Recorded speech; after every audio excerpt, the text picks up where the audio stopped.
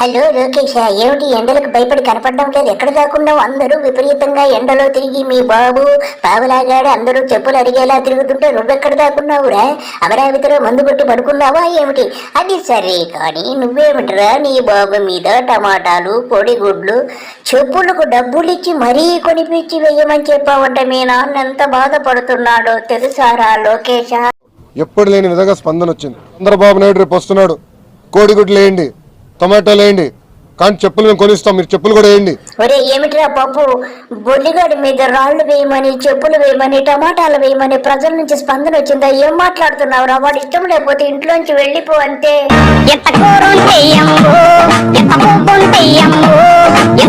బాధేస్తుంది, ఆవేదన కలుగుతుంది, బాధేస్తుంది, ఆవేదన కలుగుతుంది. చంద్రబాబు నాయుడు రేపు వస్తున్నాడు, కోడిగుడ్లు వేయండి, టమాటాలు వేయండి, కానీ చెప్పులు మేము కొనిస్తాం, మీరు చెప్పులు కూడా వేయండి. నాకు కూడా బాధేస్తుంది. ఏమిటిరా లోకేష్, మీ డాడీ ఎంతో చక్కగా అడుక్కుంటున్నాడు కదరా. ఈ అడుక్కోవడం చూసి నువ్వు రాళ్ళు వేయండి, చెప్పులు వేయండి, టమాటాలు వేయండి, కోడిగుడ్లు వేయండి అంటావు. వాడు బొల్లిగాడు అడుక్కుంటూ ఎంత బాధపడుతున్నాడో చూడరా. వాడు అడుక్కునే వృత్తిని ఎలా మానుకుంటాడు నీ కోసం చెప్పు. బాధ లేదా మీకు? బాధ లేదా మీకు?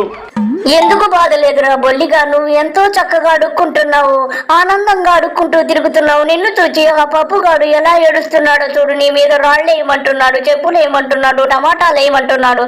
నాకు కూడా చాలా బాధగా ఉంది నీ ఏడుపేదో నువ్వు ఏడుస్తుంటే. రక్తం ఉడికిపోయే పరిస్థితి వస్తుంది తమ్ముళ్ళు. ఈ బాధలు చూస్తా ఉంటే నేను గట్టిన రూమ్ లోనే పోయి కూర్చుంటున్నాడు. ఒరే బొల్లిగా అంత మాట అన్నావేంట్రా పప్పుగాడిని? పప్పుగాడు నీ కొడుకా కాదా? నాకు ఇప్పుడు డౌట్ వస్తుంది. అందుకేనా ఇలా ప్రవర్తిస్తున్నావు? వాడు ఏదో తెలిసి తెలియక అలాగన్నాడని నువ్వు కట్టించిన రూమ్ లో ఉన్నాడంటావేమిట్రా? వాడు నీ కొడుకు రా, అలా అనకూడదురా బొల్లిగా. అమరావతి మునిగిపోతుందంట. ఇదేమి ప్యాకెట్లో 3 ముక్కల ఆట అని అడుగుతున్నా నేను. అమరావతి మునిగిపోతుందని పప్పుగాడు అన్నాడు. ఎందుకు అలా బాధపడతావు? నిజమే కదా, వాడు ఏదో ఆస్ట్రేలియాలో సరదాగా దాంతో దీంతో తిరుగుంటాడు, అప్పుడు పేకాట నేర్చుకుంటాడు. అంత మాత్రాన్న వాడు 3 ముక్కల ఆట అని చెప్పి వాడిని అనడం ఎంతవరకు భావ్యంరా? వాడు ఎంత బాధపడతాడు చూడు. అందుకే రా కోడిగుడ్లతో కొట్టబడ్డా. జీవితంలో జోలి ఎప్పుడు పట్టలా. ఏంట్రా బొల్లిగా, నువ్వెప్పుడు జోలు పట్టుకోలేదా? నీ బతుకంతా అడుక్కోవటమే కదరా.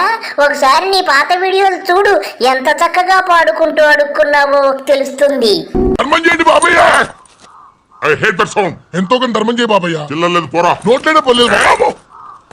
ఏక్ మినిట్ చిన్న ప్రేయర్ చేయాలి. థ్యాంక్ యూ ఆజ్ఞం. అందరి నాంపి, ముష్టోళ్ళ నాంపి, సభీ భగవాన్ కి నాంపి.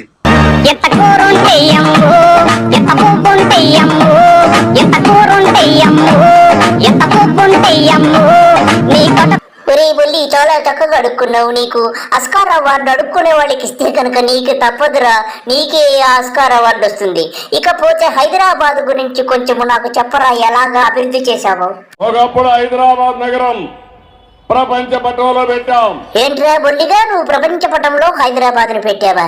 నువ్వు పెన్సిల్ పెన్ను తీసుకుని ప్రపంచ పటం మ్యాప్ వేసి దాంట్లో ఇప్పటి వరకు హైదరాబాద్ కనపడకపోతే నువ్వు డ్రాయింగ్ వేసి చూపించినంత ఓవర్ యాక్షన్ చేస్తున్నావురా. ఎందుకురా ఇంత ఓవర్ యాక్షన్? నువ్వు లేకపోతే అసలు హైదరాబాదే లేదు, బాగమతి లేదు, భాగ్యనగరం లేదన్నట్టు వాగుతావేంద్రా లుచ్చా. ఆ రోజు నేనే అభివృద్ధి చేశాను. ఒక ఔటర్ రింగ్ రోడ్డు గాని, ఒక ఎయిర్పోర్ట్ గాని, ఒక హైటెక్ సిటీ గాని. నిజమేరా బొల్లిగా, నువ్వే సైబరాబాద్ నిర్మించావు, ఎయిర్పోర్ట్ నిర్మించావు, ఔటర్ రింగ్ రోడ్ నిర్మించావు. ఎందుకు నిర్మించావంటే నీకు అడుక్కోవడానికి వీలుగా ఉంటుందని. ఔటర్ రింగ్ రోడ్డు మీద పెద్ద గుడ్డ పరిచేసి ఎక్కువగా అడుక్కోవచ్చని.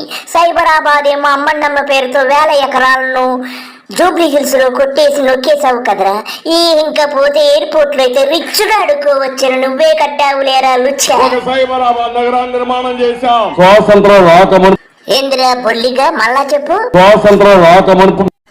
ఒరే బొల్లిగా, నీకు కూడా పప్పుగాడిలాగా నత్తి మరీ ఎక్కువైపోయింది. స్వాతంత్రం కాదురా, స్వాతంత్రము రాకముందు అనరా లుచ్చా. నా కోసం పోరాడుతున్నానా? నేను అడుగుతున్నా మిమ్మల్ని, చెప్పండి, నా కోసమా ఈ పోరాటం? లేదురా, నా కోసం రా నువ్వు కష్టపడుతున్నావు, నాకు అర్థమైపోయింది. కోట్లు దొబ్బేసి, లక్షల కోట్లు దొబ్బేసి మొన్నే కదరా జైలుకి వెళ్ళి వచ్చావు. ఇంకా సిగ్గు లేకపోతే లాగరా. జూన్ 4 వరకు ఆగరా, ఆ తర్వాత నువ్వు తప్పకుండా జైలుకు వెళతావురా. నేను మీ దగ్గర నుంచి ఏమీ ఆశించడం లేదు. అబ్బా, ఏమి చెప్పినాడే మరొక్కసారి చెప్పరా. 2029కి రాష్ట్రం నెంబర్ 1 రాష్ట్రం చేయాలనుకున్నాను కానీ అది నా దురదృష్టమో మీ దురదృష్టమో నాకు తెలియదు, కానీ మనకు ఆ అవకాశం రాలా. కానీ నేను ఆశోదరు ఒరే బొల్లి, అతిగా ఆవేశపడే ఆడది, అతిగా ఆశపడే మగవాడు బాగుపడినట్టు చరిత్రలో లేదని మా రజనీకాంత్ గారు ఎప్పుడో చెప్పారు లుచ్చ. ఇక మూసుకొని నెక్స్ట్ విషయానికి రా. నేనేదో మహాత్మా గాంధీని కూడా చూశా. మహాత్మా గాంధీ ఆ రోజు స్వాతంత్రం కోసం పోరాడినప్పుడు ఎన్నో ఇబ్బందులు పడ్డాడు.